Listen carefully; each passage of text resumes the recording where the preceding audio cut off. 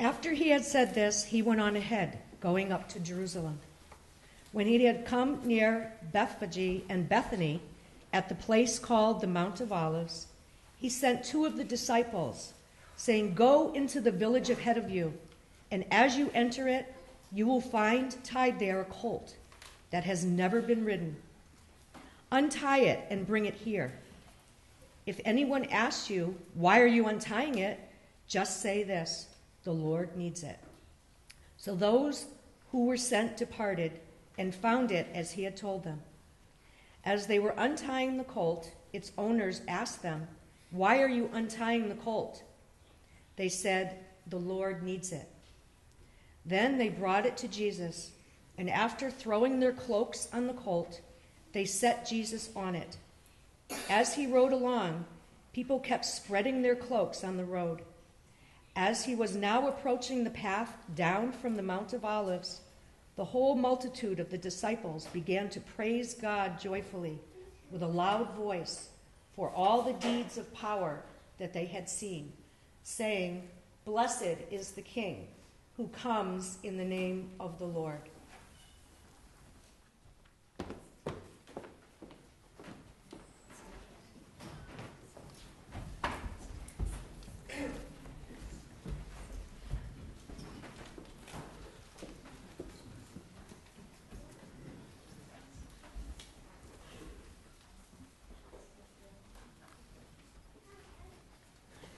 Long ago, there was a donkey, a little donkey named Dusty. Hee-haw, hee-haw. This scruffy young colt wanted above anything in the world to be as heroic as his grandfather. His grandfather, as everyone knew, was the donkey who carried Mary from Nazareth to Bethlehem. It was his grandfather who led the way to the manger of the King of Kings.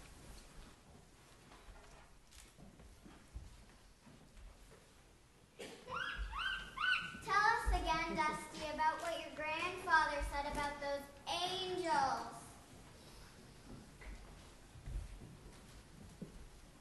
Meow.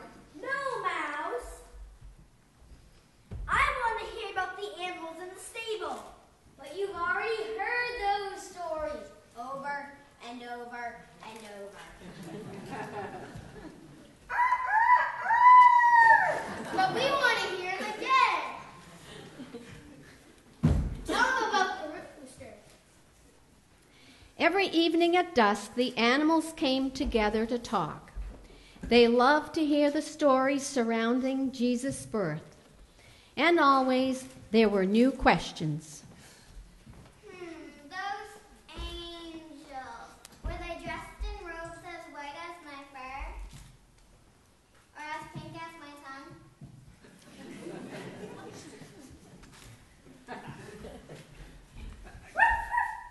And the shepherd's dogs, were they as obedient as I am?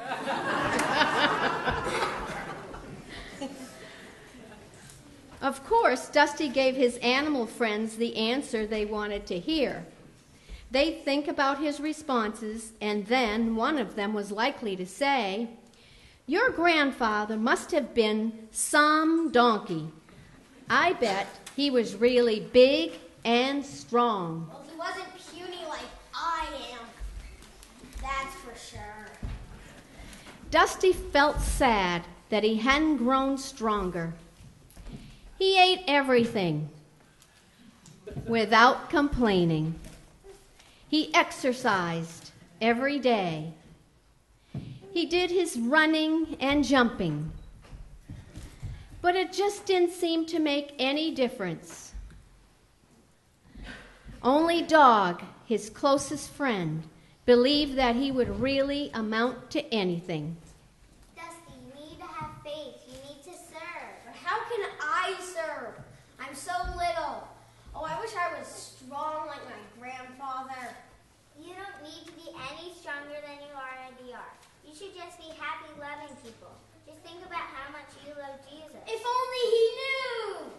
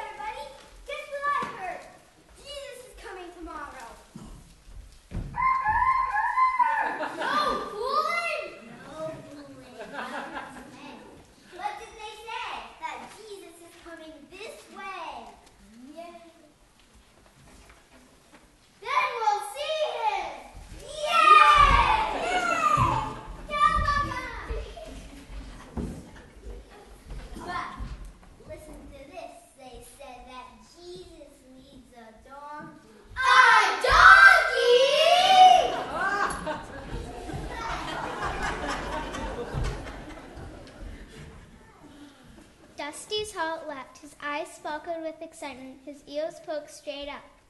But then suddenly his joy turned to gloom. He thought of all the other donkeys he might pick instead of him. Yet, just when he was ready to give up, he got a new spurt of confidence. I am big enough to carry him. I know I am.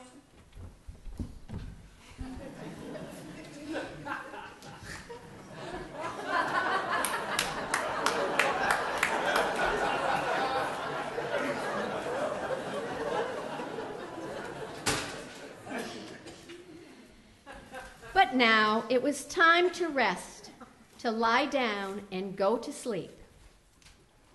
Morning dawned, clear and pink. Dusty opened his eyes slowly.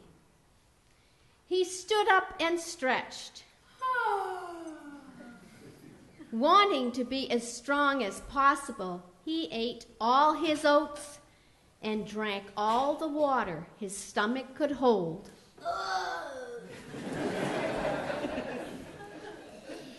Just then, he heard the sound of men's voices.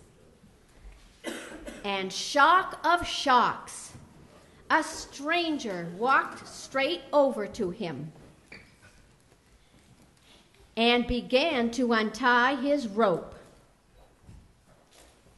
Why are you doing this? The Lord needs him, and we'll send him back here immediately. The Lord, our master? I'm sure I can find a donkey more suitable to you than this one. Come with me. The stable master then leads him to Bartholomew's stall and says, This is the biggest donkey I have.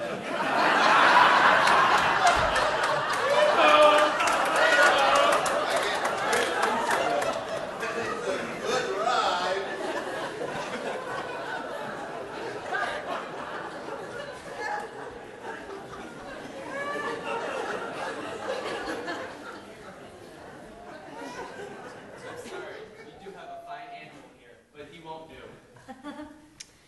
Meanwhile, Dusty's eyes are growing wide as saucers, and he almost stops breathing. Well, let me show you Nathaniel. He's a little bit older.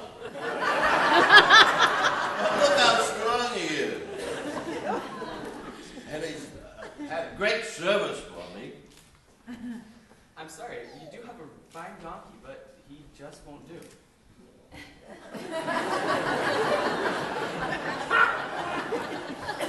Those are my two best. At this point, Dusty wanted to bray for attention, but instead he kicked the stall in frustration. Oh, let's go back and look at this one again. Yeah, I want to hear more about him. Dusty? You wouldn't be interested in Dusty. He's just a colt. He's the youngest donkey I have. He's never even been ridden yet. He's not yet. He's perfect. It's exactly what the Lord asked for. He will serve his master well. Want music to Dusty's ears. He will serve his master well.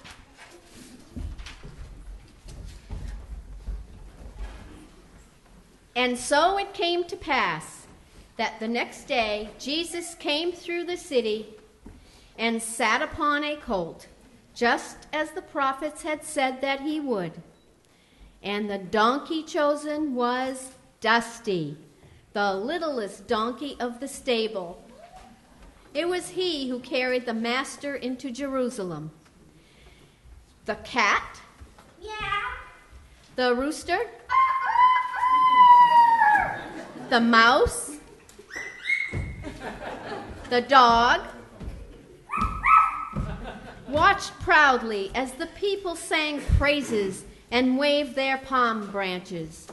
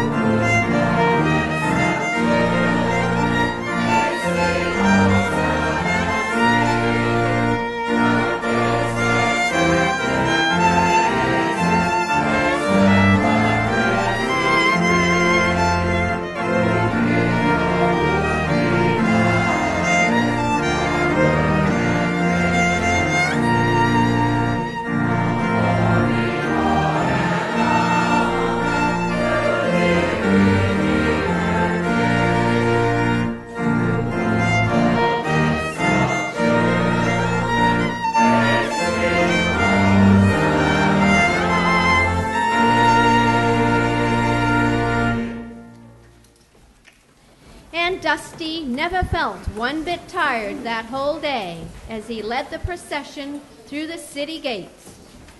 The weight of the Master was as a burden of love itself lifted on the breeze.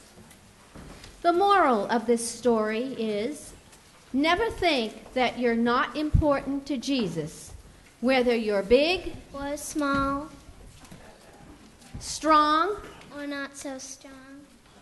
You were made for a very special purpose. All you have to do is to love Jesus with all your heart, and then wait and see what wonderful things he has for you to do.